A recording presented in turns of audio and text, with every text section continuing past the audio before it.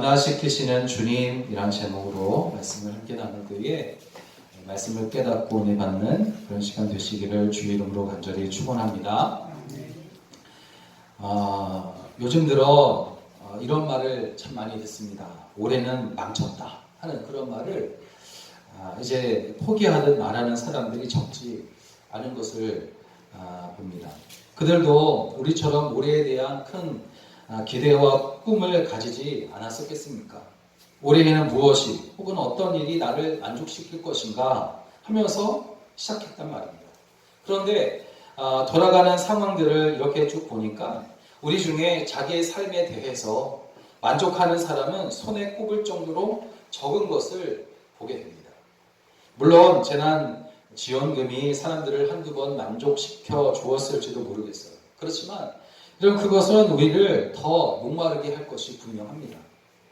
이러한 때에 마르지 않는 샘물처럼 항상 우리를 만족시키는 것이 우리에게 있다면 우리는 정말로 이런 어려움 중에서도 행복한 사람일 것이 분명합니다. 어떤 유명한 철학자가 너 자신을 알라라는 그런 말을 남겼지만 여러분 우리는 우리를 더 알아갈수록 또 세상을 더 알아갈수록 그리고 다른 사람의 마음을 알아가면 알아갈수록 만족하기보다는 부족함을 점점 더 느끼고 한계에 부딪히게 되는 것이 사실입니다. 오늘 만나게 될 여인, 우리가 잘 아는 여인이요, 유명한 여인입니다. 이 여인도 예수님께서 만나주시기 전까지는 날마다 이러한 부족함과 한계에 부딪히며 살았던 그런 사람이었어요. 이 여인은 그 당시 유대인들로부터 사람 대접을 받지 못했던 사마리아 사람이었습니다. 게다가 사람들은 그녀가 몸을 파는 불결한 여인이라고 해서 천대를 했습니다. 그런데 분명한 것은 그의 신분이나 또 태생에는 상관없이 우리처럼 그녀도 그동안 자신을 만족시킬 수 있는 것을 찾으려 했지만 그것을 찾을 수 없어 절망 가운데 사는 인생이었다는 것입니다. 그렇게 예수님을 만나기 전까지 그녀는 그날도 이제 영적 갈증 속에 있었습니다. 해가 중천에 떠있는 정오가 되었어요. 이스라엘은 6시가 정오인데 우리나라 12시와 마찬가지예요. 사마리아뿐만 아니라 이스라엘은 정오에 집 밖으로 나가지 않는다고 하잖아요. 왜냐하면 뜨거운 태양 때문에 덥기도 하고 또 건조하기도 해서 일을 할 수가 없기 때문입니다. 그런데 그렇게 사람들이 다니지 않는 뜸한 그 시간에 이제 한 여인이 수가라는 우물에 물을 기르러 나오는 겁니다. 아무하고도 마주치기 싫어서 아마 그 시간에 나왔을 것이에요. 그런데 우물가에서 생각지도 않은 예수님을 만났으니 어떠했겠습니까? 바디메오나 삭개오나 그리고 마르다나 마리아와 같은 사람들은 예수님을 만났을 때에 그들은 자기 집으로 예수님을 모시고 기뻐했단 말이죠. 그러나 이 여인은 예수님이 반갑지가 않습니다. 사람들이 나오기 전에 어서 물을 길러서 집으로 돌아가려고 하는데 우물가에서 그만 예수님을 만나고 만 것이에요. 그렇게 불편한 생각을 하던 중에 여인에게 말을 먼저 건네신 이는 예수님이셨습니다. 내게 물을 좀 달라. 내게 물을 좀 달라. 이렇게 부탁하시는 예수님은 물을 길러온 여인의 마음과 형편과 사정을 이미 잘 알고 계셨어요. 삭개오를 부르실 때에는 그의 이름과 또 삭개오를 부르실 때에 그의 이름과 그의 갈급함을 주님께서 아셨듯이 예수님은 그녀가 가지고 있는 어떠한 고민과 그리고 괴로움이 무엇인지 이미 알고 계셨어요. 항상 목말라 하고 있는 한 여인의 마음을 그 중심을 보고 계셨던 것입니다. 목마름을 해결하고 싶어서 애썼지만 여전히 그날도 목말라 하고 있는 여인의 마음을 주님은 보고 계셨어요. 이와 같이 우리 주님은 우리를 알고 계십니다. 우리의 이름을 아시고 우리의 사정을 아시고 우리의 형편을 아시고 우리의 어려움을 아시고 우리의 마음을 아세요. 그래서 주님 앞에서 우리는 우리의 죄와 허물, 우리의 부족함, 연약함 이 모든 것들을 단점까지도 약점까지도 숨김없이 다 보여드릴 수가 있는 것입니다. 우물가에 물 길러온 여인은 예수님을 만납니다. 그리고 예수님과의 이 짧은 만남을 통해서 그는 일생일대의 변화가 일어나기 시작합니다.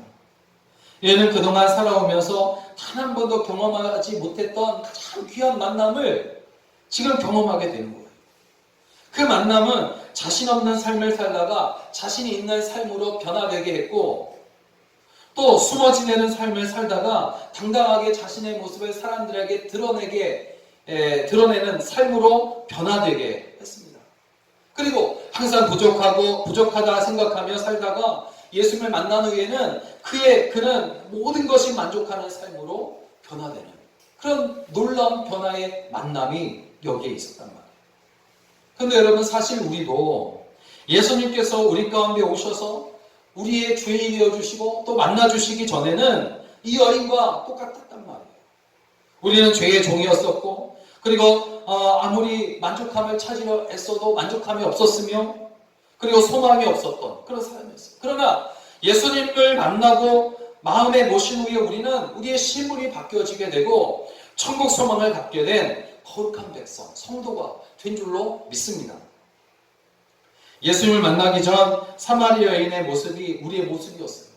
예수님을 만나기 전 부족했던 모습, 만족하지 못했던 모습, 죄인의 모습, 그 모습이 바로 우리의 모습이에요.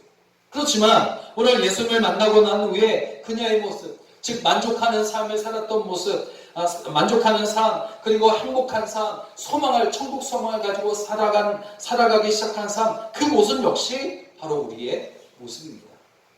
그러므로 오늘 이 사마리아 여인을 통해서 하나님의 은혜가 너무나 필요한 이때에 우리에게 은혜를 베푸시고, 마태복음 6장 8절에서 구하기 전에 너에게 있어야 할 것을 하나님 너희 아버지께서 아시느니라 하신 것처럼 오늘 우리에게 모든 것으로 만족하게 하시는 하나님 한 분만으로 기뻐하시기를 주님의 이름으로 축원합니다. 그러면 예수님을 만나면 어떤 변화가 일어날 것인가 하는 겁니다. 첫째는 거룩한 우월의식을 갖게 되는 거예요. 거룩한 우월의식. 그냥 우월의식이 아니라 자기 자신을 자랑하고 멋내고 뽐내는 그런 의식이 아니라 거룩한 우월의식. 사마리아 사람으로 태어난다는 것은 뿌리 깊은 열등의식을 가지고 태어났다라는 것을 의미합니다. 사마리아 사람도 하나님께서 택하신 이스라엘 백성이었어요. 그렇지만 그들은 스스로 하나님의 백성으로 살지 못했어요. 아수르에 의해 북이스라엘이 멸망을 당할 때에 아수르가 그렇게 만들었잖아요. 사마리아 사람들을. 혼혈 민족이 돼버린 거예요. 같은 이스라엘 민족임에도 불구하고. 그런데 이제 그들 스스로 이스라엘 백성이지만 스스로 하나님의 백성으로 살지 못했고, 유대인들 역시 사마리아인을 하나님의 택하신 백성으로 인정하지 않았단 말이죠. 뿐만 아니라 그들을 멸시했어요. 그래서 같이 한 곳에 있는 것조차 있어서는 안 되는 일로 생각을 합니다. 유대인들은 어렸을 때부터 이런 생각을 하잖아요. 우리는 선비입니다. 하나님께서 우리를 택한 백성이다 하면서 우월의식을 가지고 자랐어요. 그렇지만 사마리아 사람들은 하나님으로부터 우리는 저주받았다, 우리는 하나님으로부터 버림받았다 라는 말을 들으면서 열등의식 속에 살아가는 겁니다.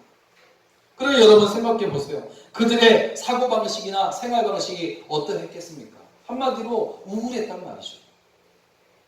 이 여인이 오늘 본문에서 사마리아 사람과 유대인을 구분하고 있는 것을 보면 사마리아 사람으로 태어난 것에 대한 어떤 상당한 열등의식을 우리가 엿볼 수가 있어요. 구절을 보니까 사마리아 여자가 이르되 당신은 유대인으로서 어찌하여 사마리아 여인인 나에게 물을 달라 하나이까 하니, 이는 유대인이 사마리아인과 상종하지 아니함이로라. 유대인이 사마리아인과 상종하지 아니함이로라. 이거는 지금 이 여인이 얘기하고 있는 거예요. 유대인이 사마리아인과 상종하지 아니함. 이 말을 한번 깊이 생각해 보세요. 이 여인은 사마리아인이 유대인과 상종하지 않는다. 우리가 유대인을 상종하지 않는다라고 말하고 있는 것이 아니라 유대인이 우리 사마리아인을 상종하지 않는다라고 말하는 것을 보면서 자랐기 때문에 유대인인 예수님께서 사마리아 여자인 자신에게 말을 걸고 부탁하지 않은 것이 이상해 보이는 겁니다. 이렇게 열등의식 속에 빠져 있는 사람은 자신의 약점을 숨기려고 작은 일에도 화를 내며 거칠어지고 아무 일도 아닌 것에 짜증을 내게 되는데, 이 여인 역시 아마 처음에는 화를 내거나 짜증 섞인 말을 사용했을 것입니다. 그런데 사마리아 여인은 뜻밖의 말을 이제 예수님께 듣게 되잖아요. 10절을 보니까 내가 만일 하나님의 선물과 또 내게 물 좀 달라 하는 이가 누구인 줄 알았더라면 내가 그에게 구하였을 것이요 그가 생수를 내게 주었으리라 말씀하세요. 여러분, 예수님께서 하시는 이 말씀에 어떤 의미가 있는지를 우리가 따져보기 전에 먼저 예수님께서 차분한 음성으로 말을 걸어오고 있다는 사실 하나만으로도 이 사마리아 여인은 놀라지 않을 수가 없는 겁니다. 그동안 사마리아 여인은 유대인과 말을 섞은 적도 없으며 말을 했다 할지라도 서로 악에 찬 소리만 오고 갔단 말이죠. 그런데 지금 예수님은 그렇지 않아요. 유대인인 예수님은 그렇지 않습니다. 사마리아 여인은 유대인에게 정말 들어보지 못했던 부드럽고 차분한 음성, 그리고 그 뒤에 숨어있는 권위 있는 음성을 듣게 됩니다. 이러하신 예수님의 말씀 속에는 사마리아인과 계속해서 이야기하고자 하시는 그런 의도가 숨겨져 있음을 알 수가 있습니다. 예수님께서 대화를 이끄시는 방법을 여러분 생각해 보십시오. 예수님은 자신의 이야기만 하시지 않습니다. 상대가 말할 수 있도록 대화를 이끄시고 또 대화를 하던 중에 스스로 이제 믿음을 발견하게 하시며 문제를 해결할 방법을 깨닫게 하시는 그런 예수님의 대화 방법들이 성경에 많이 등장한단 말이죠. 그래서 성경 복음서를 보면 내 믿음대로 되어라, 내 믿음이 너를 구원하였다, 내가 말하는 대로 되어라, 이렇게 말씀하시는 그런 성경 구절들이 우리는 많이 성경에서 발견할 수가 있어요. 여러분, 기도할 때만 아니라 대화할 때도 우리의 문제는 뭡니까? 우리는 너무 우리 이야기만 한다는 거죠. 자기 말만 하고 다른 사람의 말은 듣기도 전에 말을 끊어버리는 그런 일들이 참 많아요. 그러니 어떻게 대화가 되고 문제가 해결될 수 있겠어요? 예수님은 사마리아 여인이 말할 수 있도록 유도하고 계십니다. 내가 만일 하나님의 선물과 또 내게 물 좀 달라 하는 이가 누구인 줄 알았더라면 내가 그에게 구하였을 것이요 그가 생수를 내게 주었으리라 하시면서 생수를 줄 그가 누구인지 하는 궁금증을 갖게 하신 여인이에요. 사마리아 여인 내면에 자리 잡고 있었던 것은 뭐냐? 나는 유대인들이 상종하지 않는 사마리아 사람이다 하는 열등의식이었어요. 그런데 여러분, 예수님은 대화를 시작하시면서 이 여인이 가지고 있는 이 사마리아인이라는 가지고 있는 열등의식을 조금씩 부수고 있으신 것을 볼 수가 있어요. 여러분, 정말 훌륭한 대화를 하기 위해서는 상대를 존귀하게 여기는 마음이 있어야 되는데 예수는 그런 면에서 아주 탁월하신 분이었음을 이 대화를 통해서 우리는 한면으로는 우리가 생각해 볼 수가 있습니다. 이렇게 예수님은 사마리아 여인과 이야기하실 때에 열등의식을 가지고 있는 사람과 대화하신 것이 아니라 그도 하나님의 거룩한 사람이라는 사실을 인정하시고 그와 대화하신 것입니다. 이렇게 예수님은 공평하신 분입니다. 유대인이라고 거룩하게 말씀하시고 사마리아인이라고 대충 말씀하시지 않으십니다. 오래 믿었다고 우대하시고 짧게 믿었다고 하대하시는 분이 아니시란 말이죠. 여러분, 모두를 하나님의 자녀로 여기시고 부드럽지만 그러나 권위 있는 말씀으로 우리에게 말씀하십니다. 마태복음 7장 마지막 절을 보면 예수께서 이 말씀을 마치심에 무리들이 그의 가르치심에 놀라니 이는 그 가르치시는 것이 권위 있는 자와 같고 그들의 서기관들과 같이 아니함이로라 했는데, 오늘 이 사람들은 예수님의 말씀에 권위가 있는 것을 느꼈다는 거죠. 여러분, 하나님께 우리 모두는 똑같은 하나님의 자녀고 백성들인 줄로 믿습니다. 열등의식은 자신이 스스로 만들어내는 것이지 하나님께서 차별하여 생겨난 것이 아니잖아요. 사탄은 우리로 하여금 자신 없는 생각을 하게 하고 또 자신 없는 행동을 하게 합니다. 그래서 열등의식 속에 살아가게 만들어버린다는 거죠. 그렇지만 오늘 하나님은 열등의식에 사로잡혀 있는 우리들을 존귀한 존재로 부르시고 계십니다. 레위기 19장 2절에 너는 이스라엘 자손의 온 회중에게 고하여 이르되 너희는 거룩하라 나 여호와 하나님이 거룩함이라. 베드로전서 2장 9절 열등의식으로 죽어가는 우리를 부르시고 말씀하시기를 오직 너희는 택하신 족속의 왕같은 제사장들이다.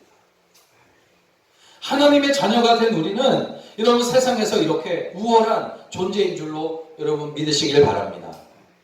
침묵하고 숨어 있었던 사마리아 여인이 예수님을 만난 후에 큰 기쁨과 감격 그리고 자신감을 가지고 마을로 달려가서 29절에 내가 행한 모든 일을 내게 말한 사람을 와서 보라 이는 그리스도가 아니냐 외치는 자가 되었던 것처럼 주님과 함께하는 사람은 세상에서 거룩한 우월의식을 가지고 살아가게 될 줄로 믿습니다.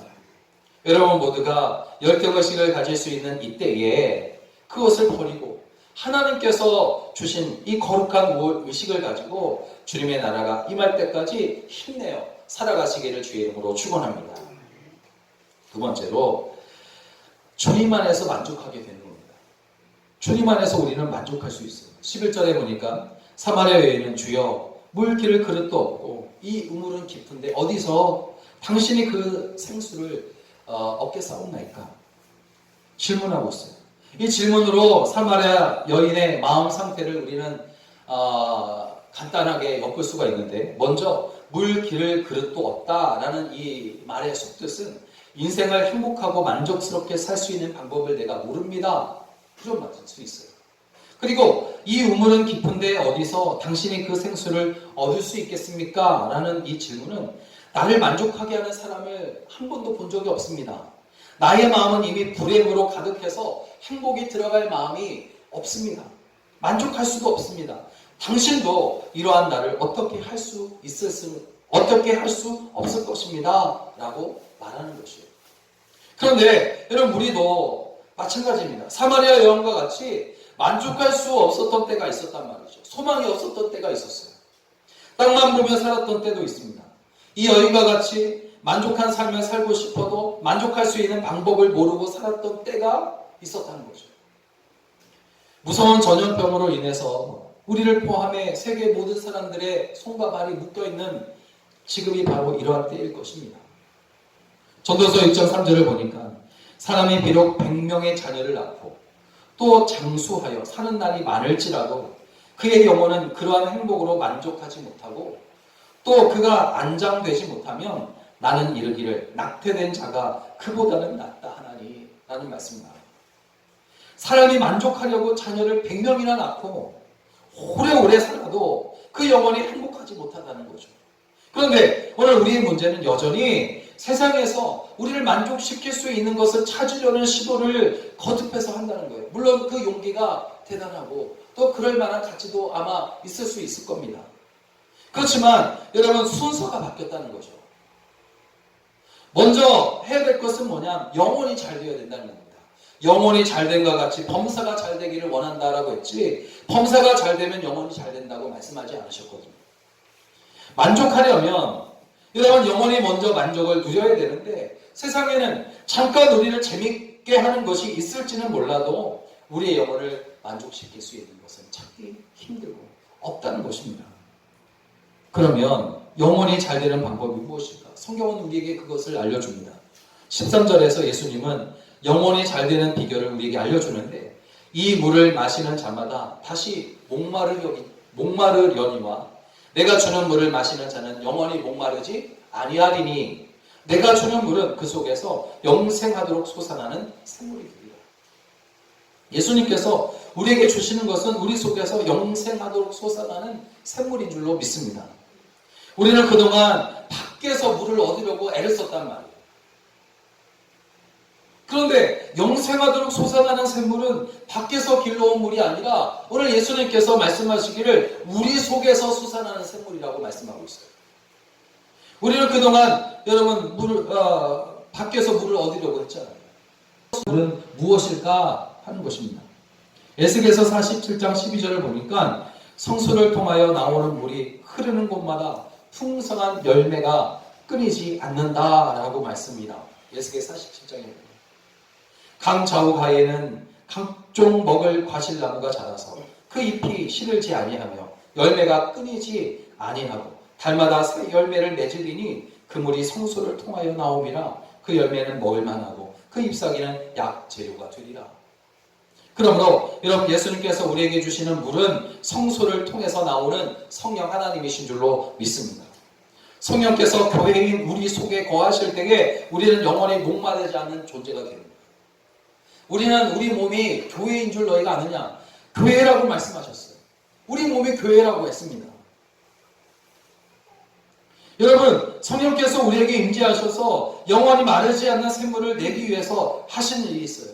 그것은 바로 성소이며 교회인 우리로 하여금 죄를 회개하도록 하는 것입니다. 죄를 알게 하시고 고백하도록 도우셔요.